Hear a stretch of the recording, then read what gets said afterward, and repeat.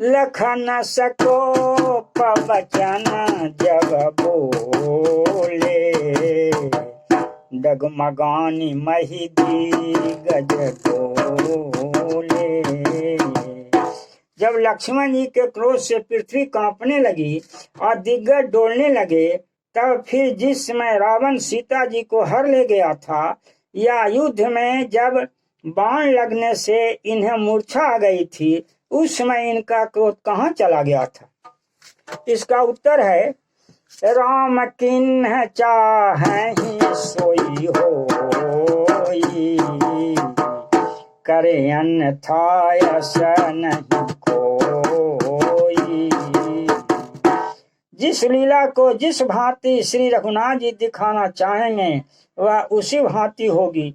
श्री लक्ष्मण जी में जो शक्ति ब्रह्मांड को डगमगा देने की या दिग्गजों को डुला देने की है, वह श्री राम जी द्वारा ही प्रदत्त है, क्योंकि शेष में जो कुछ चमत्कार है वह शेष साई की ही विभूति है।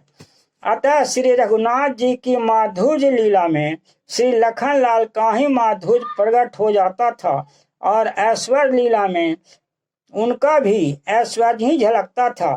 जैसे मेघनाथ द्वारा शक्ति लगने पर मूर्छा की वह पराकाष्ठा रही कि धवलागिरी से जब औषधि आई तब वह सचेत हुए, और उन्हीं लखनलाल ने रावण द्वारा शक्ति लगने पर श्री रघुनाथ जी द्वारा केवल इतना ही स्मरण करने पर कि लखनलाल तुम तो काल को भी भक्षण करने वाले हो, शक्ति को आकाश में भेज दिया और स्वयं धनुष्मान लेकर रणभूमि में जा रावण को ही मूर्छित करके लंका भेजवा दिया।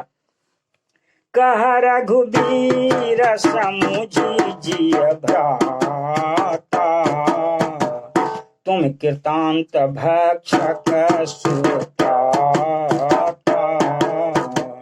सुनत बचन उठी बैठ कृपाला, गई गगन सो सकति कराला।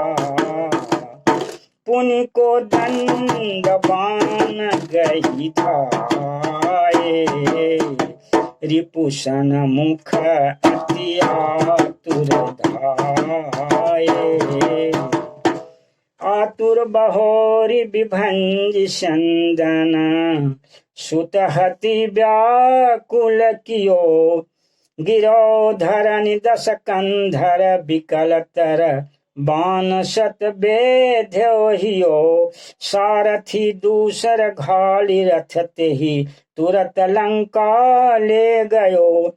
रघुवीर बंधु प्रताप पुंज, बहोरी प्रभु चरणन ही नयो। ये श्री राम जी की ही नरलीला का खेल है। उमा करत रघुपति नरलीला, खेलत गरुड़ जिमियहि गंधमीला। यह लीला वैचित्र ही रण शोभा है, जिसमें कभी हार के और कभी जीत के लक्षण प्रकट होते रहे। रण शोभा लगी प्रभु ही बंधायो, स्वयं व्यापक ब्रह्म भी ब्याल पास बस भय खरारी।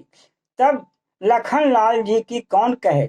उमा राम गुण गुड़ पंडित मुनि पावहीं बिरती, पावहीं मोह विमोह जे हरि विमुख न धर्म रति।